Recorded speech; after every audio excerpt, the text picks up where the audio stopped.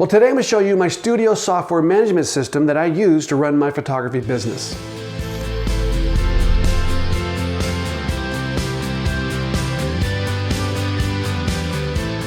Hi, I'm Joel Grimes. Welcome to another YouTube video that I want to talk about some things that some of you, if you've been following me, know I always seem to emphasize it's possible to make a living with your camera.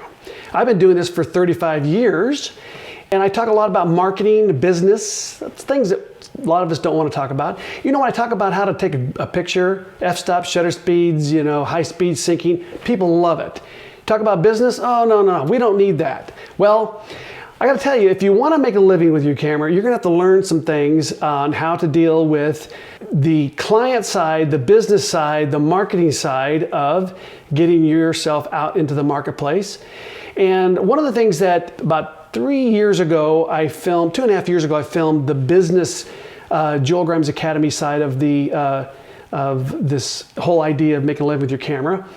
And at that time I did not have a full-fledged sort of studio management system, the CRM, the system that would allow me to kind of build my business through contacts and invoices and estimates. It was a very kind of a watered down system. And the reason why is because for years I had built out my own system, but eventually that software got outdated and I couldn't transfer it over anymore. So about 2.5 years ago, I was contacted by Bloom, Paul, you're going to introduce him in a minute here.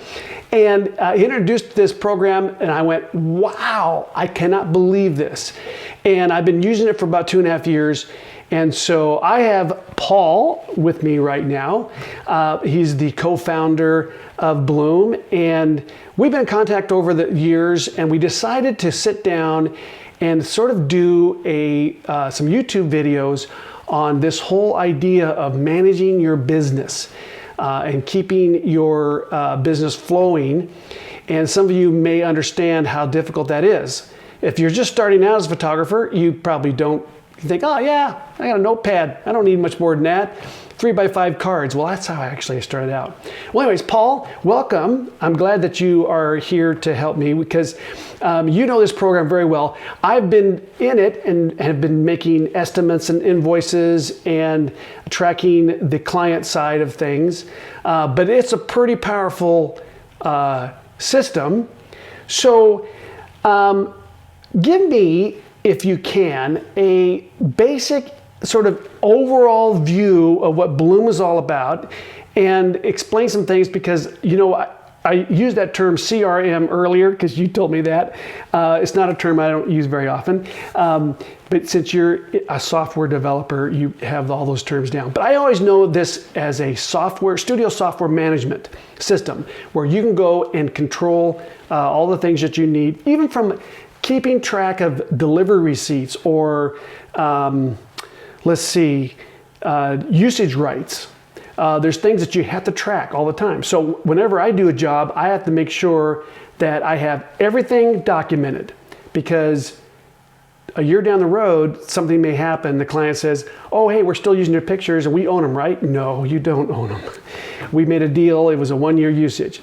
So give me an overview of what Bloom is all about and then we can sort of, I'm going to kind of interject a little bit, ask you some questions because I come from the photographer side of things and I have lots of cool things I like to do with all this management. So give me an overview. Yeah, of course, Joel, it's a pleasure to be here with you on your YouTube and to talk about what a CRM is. Yes, so Bloom does fall under this general umbrella category of what might be known as studio software or CRM software.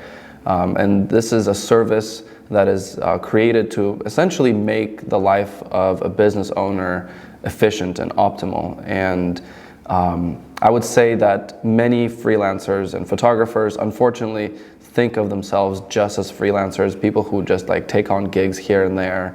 And so they, don't have a very efficient, thought-through method for actually building a business that generates substantial, revenue. And so things tend to get very messy and inefficient. And what we're up against is really like mental bandwidth. How much time do you have in your mind? There's mental space to think about, different needs that you have for your business. And when the workflows are inefficient, then you're spending all this time doing redundant things and messing up and not able to focus on things that actually make a difference. And time is money. And time is money, ultimately, yeah. And so yes, even though it costs, like $30 a month to run a program like this, but ultimately it makes the business so much more efficient. And so we've taken the entire flow of what a photographer might be doing in the course of their business, which is you need some kind of online presence. Then from there, how do you capture the leads? So that they're not just getting on your website and leaving. Like, you need to be able to capture them. So we've created very, very powerful forms, and I'm just going to show you a very broad overview in the platform as I'm demoing this. So you have forms. You can do like a new form right here, and you do a lead capture form. And when you go in to create one, you have different questions that you can ask, and then you can take these forms and embed it right in your website as a pop-up or a direct embed.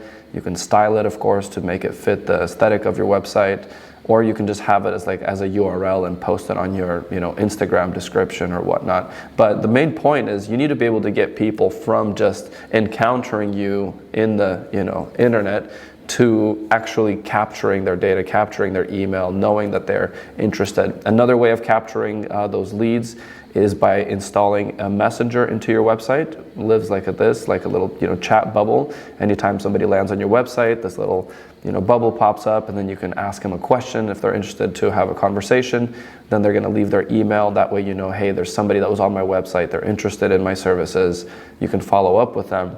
And then once you start capturing those leads, they go into your lead management entry here, and you'll see if they're manually entered or if they were captured online through a form. You go in here, you create tasks. We can jump into all this later. Then as soon as a lead is ready to be created into a project, you do convert to project right here, and bam, all the information is added there for you automatically. As soon as a project is created, you see all of them here. You have tasks for each project, and you can create different workflows. So for example, if you're a photographer who does portraits, and then maybe you do some weddings, and maybe you do some commercial work, or maybe whatever specialties you might be offering, you're able to organize them into very specific groups so that you know what tasks are required for each workflow. And as you get them done, you mark them off. And this page gives you a complete overview of your entire business at a glance, 40,000 foot elevation, if you will, so that you're not always having to click around everywhere just to figure out what's the next thing I need to be doing. And then here you can see the invoices that have been paid. This one's overdue, this one's been partially paid.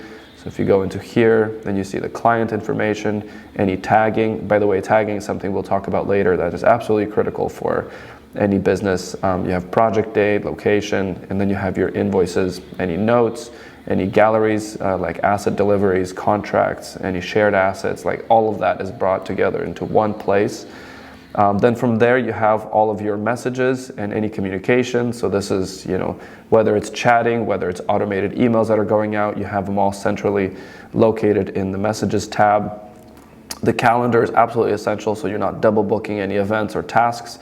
You go in here and you do edit calendars and sync your Google Calendar or iCal, and then you have all of your events integrated, and then you can toggle this to availability where you're setting your hours of operation. So if you don't want to be booking shoots at midnight or something where maybe somebody's on a different time zone, or maybe Thursdays you have your day off, and so you can set up your hours so that when you send out a scheduling form, you're actually scheduling real dates that are actually based on your real availability.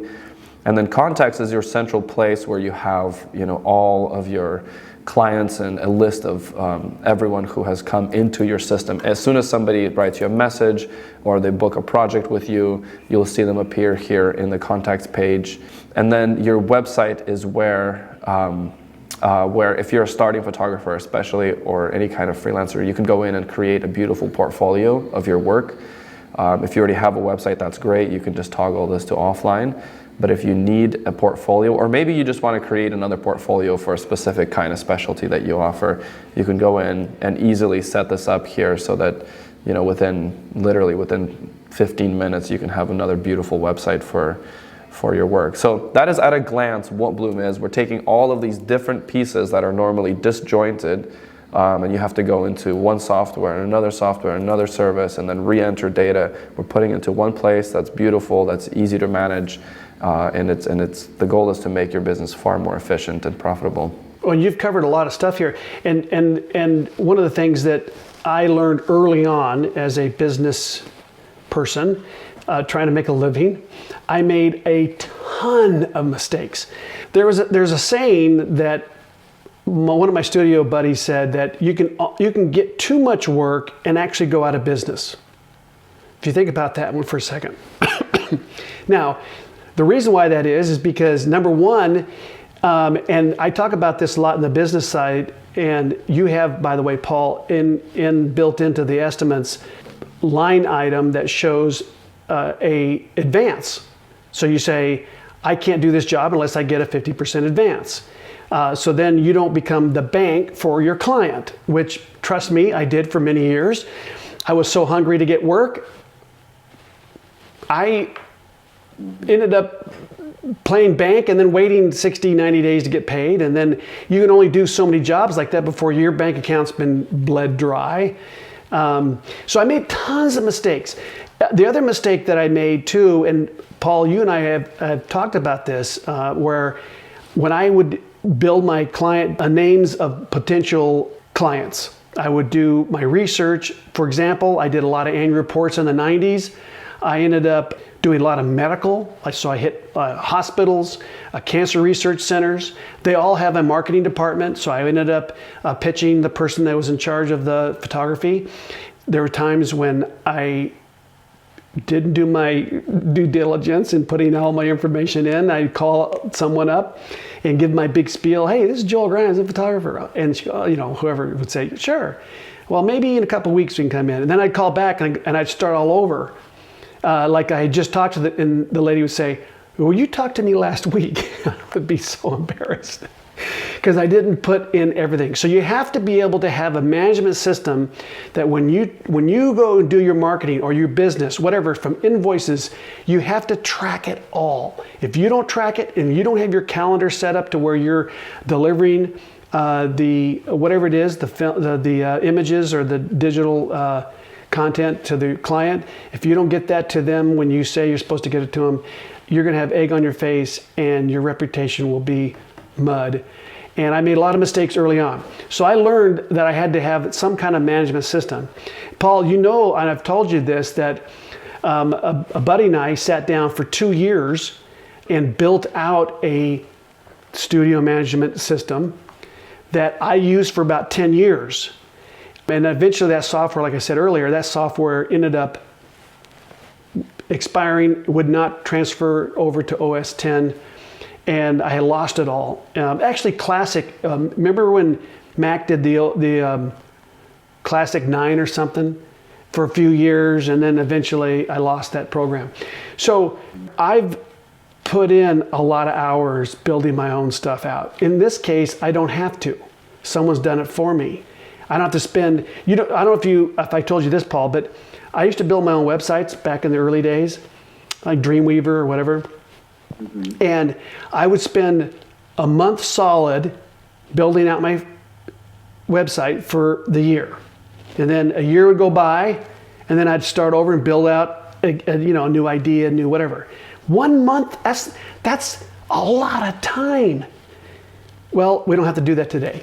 We have drag and drop websites that do it for us. Mm-hmm. So you've done it, you've put the whole package together. You've looked at it from, like you said, what do I need to run my business? And then here's a gap, you've filled it. You've put in the parts and pieces that allow someone like me, maybe it's a one-person shop, or you could run a studio and you got 5 employees. Whatever it is, you have the ability to manage the whole business. And the other thing that I learned too is that I had a lot of clients or industries that didn't turn out to be that profitable.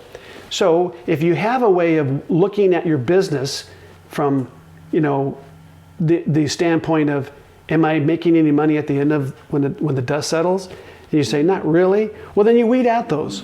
You have to have a way of understanding, or even how you collect your clients. You say, I'm spinning my wheels over here. Forget it. This is working for me. And you can see that through analytics and whatever that you've got to look at, like you said, from a bird's eye view of the whole business.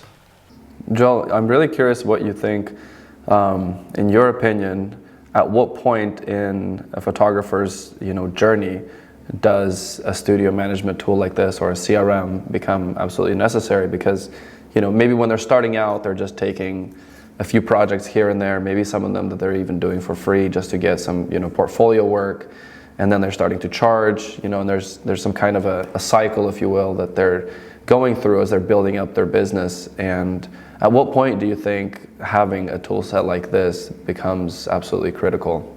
So when I started out in 1985, I graduated from U of A with a degree in photography in 1984, the winter of '84. So I started in Denver. I went from Tucson to Denver, actually 3 months in LA and then Denver. But I had a buddy who was a marketing genius. And I say that, I don't say that very lightly. He was amazing. He taught me how to make cold calls, and it was brutal. I go through this whole thing when I talk about how hard it was to make cold calls. I literally was shaking. I was so nervous. But that first year, I logged in 3,000 cold calls and about 200 portfolio showings in Denver, the city of Denver. I used 3x5 cards to track everything. That was before days of computer, or at the edge. It was sort of at the beginning of the computers where you had at least some way of tracking. I say this, and I teach. I've been teaching now for over 10 years, and if I was in charge of say a photography program like at U of A or Art Center or whatever, I would have, as a part of the graduation process curriculum, I would have classes on business, but I would have a whole class on cold calling, or being able to go out and exert yourself in the marketplace to capture the names, and then the marketing side of getting those names in getting work. You have to, if you don't have the ability to go out and collect clients, then you will die. You will not survive. You have to have that. So there's a lot of information you're going to have to gather even from day one. If you don't have a way of gathering that and organizing that, you're not going to survive. You just won't survive. Why is it, and I say this all the time, I was told this when I was first started photography, that only 10% of the people in that class were going to actually make a living with their camera. 90% failure rate. And I have friends that spent $200,000 on a photography degree that never has made a dime in photography. They couldn't do it. They weren't able to. And why is it? Because they didn't understand the business side and the marketing side of the whole process. They were great photographers, but they couldn't market. So I'm passionate about this idea that you have to learn to market. And if you don't, you'll die. So if you don't have the right tools, now again, I remember starting once, I just got married. I'd already been doing photography for about 4 years. My wife and I moved to DC, and I said, honey, I need some money for business cards. And she said, we don't have it. We were so broke. I mean, I can understand that. I remember I was broke at some point where I would have a job and I would deliver it back in the days of film. And I'd drive around until there was a parking meter that had some time left in it, and I'd park and run up and deliver the job. I was so broke that, I went through all that. So when you look at a service like this and you say, I got to pay $30 a month here, or whatever it comes out to, I know that you're going to give everyone here a discount if they stick with us here. At the end of this YouTube video, there'll be a link. But you know what? I have 4 boys. I say 3 of them are kind of doing similar things to what I do. Filmmaking, script writing scripts, going out in the marketplace trying to survive. I understand. I see my boys. I see when they succeed and when they fail. And I'm proud of my kids. But I'm telling you what, I give them the same lecture every time they come home. It's all about marketing. Get your name out there. What are you doing? How many cold calls are you making? How many packets or whatever it is that you're sending out to art directors? If you're not doing that, you will die. And when they come to me and complain they have no work, I give them the same lecture. So you have to learn that side of it, and people just don't see the value of it. But here's what I do know. My kids love going to the coffee shops. They'll spend $9 on a cup of coffee, but they don't want to spend, or do you see what I'm saying? Where's your priorities? Yeah, exactly. The way we think about how we invest our time and money is very skewed, oftentimes, of how we evaluate the value that it's actually bringing to what we're trying to accomplish. And most of the time, we tend to be very short-sighted, unless there's something with such a fast reward, we struggle to evaluate the longer-term effects of creating a system that has exponential benefits. Yeah. You have to sacrifice up front for the long-term benefit down the road. I drove junker cars. We're talking $300 cars when I started out, Volkswagens. I used to rebuild the engines and work on the cars myself. I was 40 years old before I ever had a car that actually ran. I mean, I was always driving going, what's that noise? I think I just blew a rod or something. But you had pedals built into them. I sacrificed up front. And I look at, or people look at my success and say, oh, Joel, you're a brilliant photographer. Well, no. I can tell you right now that my success has been because of my marketing skills that I developed, kicking and screaming, not because of my photography skills. And I hope that my photography skills after 35 years are up to par. But it was really that early days of my studio mate telling me, get on the phones and then get out and hustle. And I had to overcome that. And I've said this, I was brought to tears from the rejection that I got. That's how hard it hit me. But I had to pull myself up and keep going. And so when people, I just got an email last week, someone said, oh, you got all this fancy gear, no wonder you get good pictures, or whatever it is. I get people that tell me things like this all the time. They have no idea how hard I've had to sacrifice to get where I'm at. But you have to learn the business side of photography to be successful. And this is a tool. It's one of a lot of tools that you're going to have. A camera is a tool.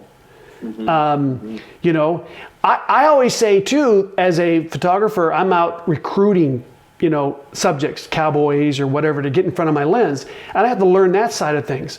So I have to learn how to go up to a cowboy, or I have to learn how to go and manage my studio and keep track of invoicing and, people paying me. And, when I have a set of assistants or a makeup artist or wardrobe stylist, all those things have to be managed. Every time I do a job, the easier I can make it, I'll tell you what, Paul, I've done this where with Bloom, I've gotten a phone call and someone said, we're in a real hurry. We need an estimate.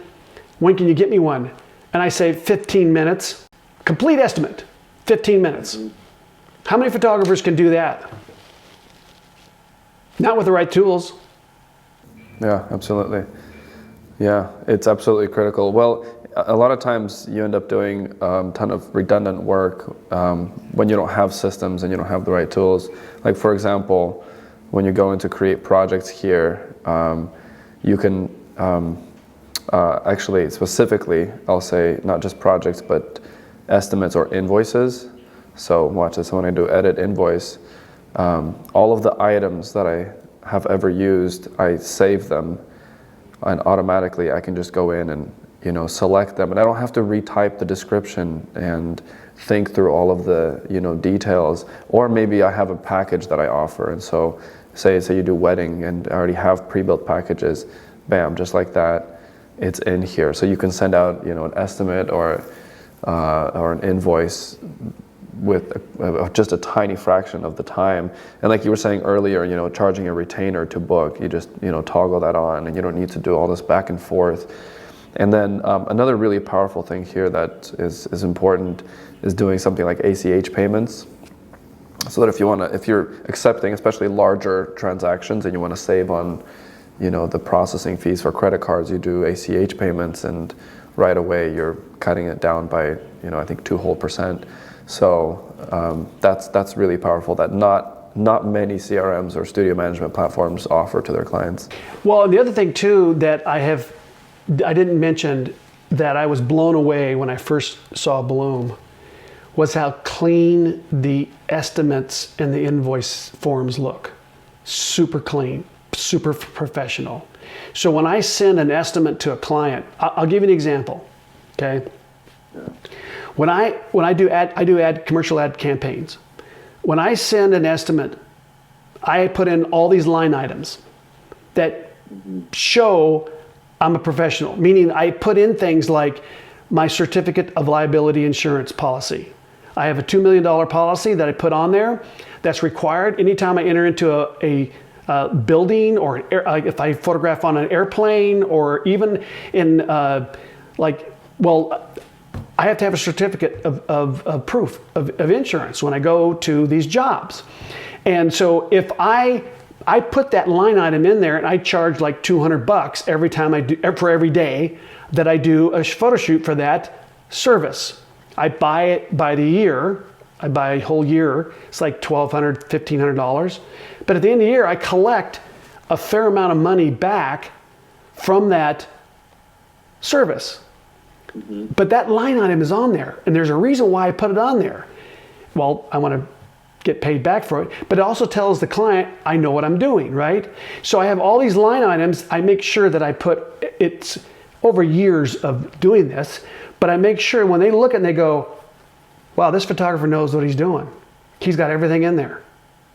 Makeup artist, wardrobe, scouting days, all the things that I have to have on there is in there. And when you look how clean this form is, it makes me look even more professional. So I guess that's my point. That is an extension of my whole brand, is when I send out that estimate. And I have to be very calculated when I hand that over to someone. That's important to me, and I don't think a lot of people think about it. Even your business card is an extension of your brand. Your logo is an extension of your brand. All these things are an extension of who you are. And an art director, art buyer, or even if you're doing a wedding, you're a wedding photographer, how you present yourself is incredible in terms of, the reputation you're going to get very quickly. If you're a slob, it's going to come out that you're a slob. If you're terrible with you hand them a scratched piece of paper with how much it's going to cost for the wedding, it's not a very good impression. So I look at all those things. It's important to me. Yeah, especially if, I know a lot of photographers will ask for payment through Cash App or Venmo or something like that. And it creates the impression that this is a favor that a friend is doing for you or something, because that's the context in which Cash App is usually used. You don't, go to a store and they say Cash App me, or, hire any professional service and they say Cash App me. Like that's, it creates the impression that this is going to be cheap. And so then, you can't charge professional rates unless you're giving a professional experience. So going back to when as an educator, often what happens is I pick a topic that's really sexy and people love it. How to do shallow depth of field portraits on location using high-speed sync. I get a lot of hits on those kind of YouTube videos. But when you talk about business, again, it's not as sexy. But I can tell you, I remember speaking at Photoshop World one time, and there was like 900 chairs in this one auditorium. And when I did a thing on lighting, it was standing room only. When I did a thing on business, half the seats were empty. But here's what I said. I said, the good news is half your competition isn't interested in the business side, so you're already one step ahead of them by being in this this session on business. If you take and put the business part of your photography, the dream of being a working photographer, if you put business as an important thing, you will be a step ahead of all your competition. It's 100% guarantee. I'll give you one other little tip, Paul, that I tell people. I've had, when I first got married and went to DC, I had this table, a folding table, and I didn't have an office. So that table was in our master bedroom, which was a very small master bedroom, by the way, because didn't make a lot of money. So it was a small little place, little apartment. And I'd roll out of bed and my table was right there, and I had all my promos and all my information. And by then I had a computer. So my computer was sitting there with all the promos, stamps, envelopes, everything for that day of marketing. And so I made a point of marketing every day, and unless I was shooting. Then I moved into an office and I put that card table in the middle of the door. As you walked in the office, you had to walk around that table to my desk. And my wife's like, why are you putting it there? I go, to remind me to market every day. And then as I grew, my business grew, I eventually had a huge studio. I had 3,000 square feet. But I put that table, same old table, right smack as you walked into my office, you had to walk around it to my desk. And I did that for, I would say, 25, 30 years. I had that desk blocking my way to where I sat down to remind me every day to market. That's how important I've made marketing and the business side of my photography. And so that's why I'm successful. Not how good of a photographer you are, it's how good of a marketing and business person you are. Yeah, no, that is absolutely true. And I've seen countless times where, there are photographers who are absolutely excellent in their craft and they are so good and they're just not booking anything. And then I've seen other photographers who, they're not very good at their photography, but they're good at the business side and they're making a lot of money. And so at the end of the day, you have to think of yourself as a business owner.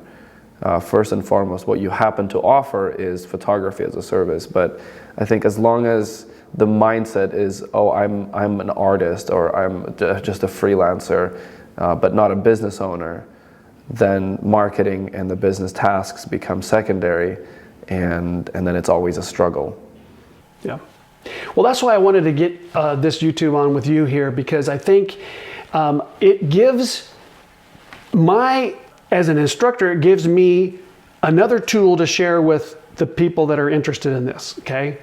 And so I think that this is, it's not like I have to twist, I might have to twist people's arms sometimes, but I think what the whole thing is, if I paint the right picture, people get the message.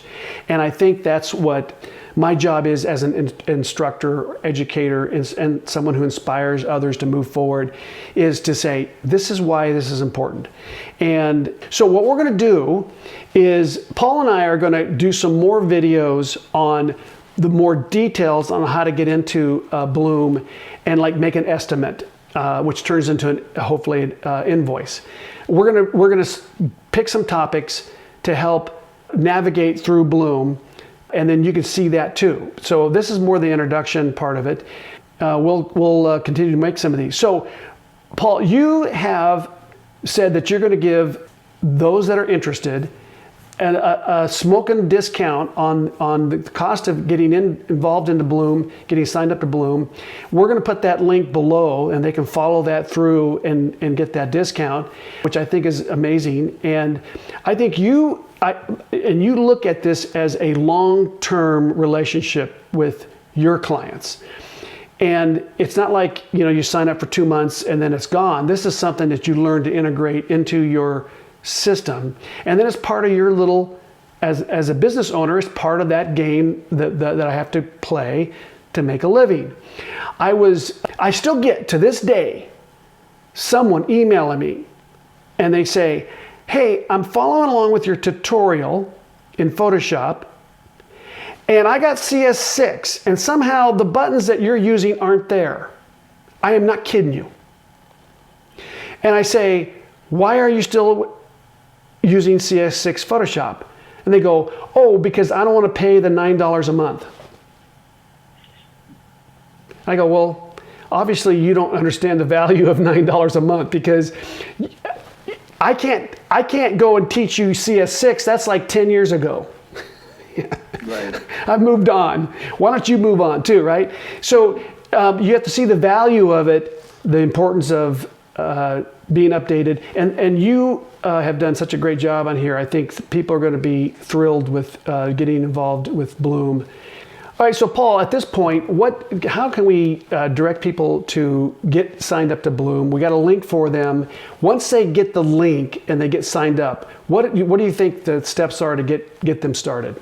It's actually very easy. One thing that we have tried and put so much attention on is making our experience as simple and straightforward and easy to use. These kind of tools sometimes can be overwhelming, and they can be intimidating for people who are thinking of diving into that and just learning a new interface. But I promise you, it's actually very easy. So in this video, we're going to post how to claim the offer that we have specifically for the Joel Grimes community. So once you click on the link, it'll take you to the Bloom homepage, and from there, you can just go in and just sign up by putting in your name and your email. And then from there, you just fill out a very simple form. It asks a few questions to get you set up. Once you dive in, you'll see your dashboard, and there will be very specific instructions on how to get going. So you'll link your calendar, you'll link your Gmail, and then you can optionally import contacts and set up a custom domain if you would like to. But besides that, you just go in right away to your project and start sending out invoices. It's incredibly easy to get going. And then when you're ready to subscribe, you'll just go in here to your subscription, and then you'll enter in your offer code to take advantage of that. Nice. Very cool. Well, we're going to continue on down the road, offering you guys some new YouTube videos on a little more detailed on Bloom. But for now, we're going to move on, and I hope you enjoyed this. I hope, if anything, I always want to leave people with one thing, that they are encouraged to make a living with your camera. That's what I'm all about. So we'll see you guys next video.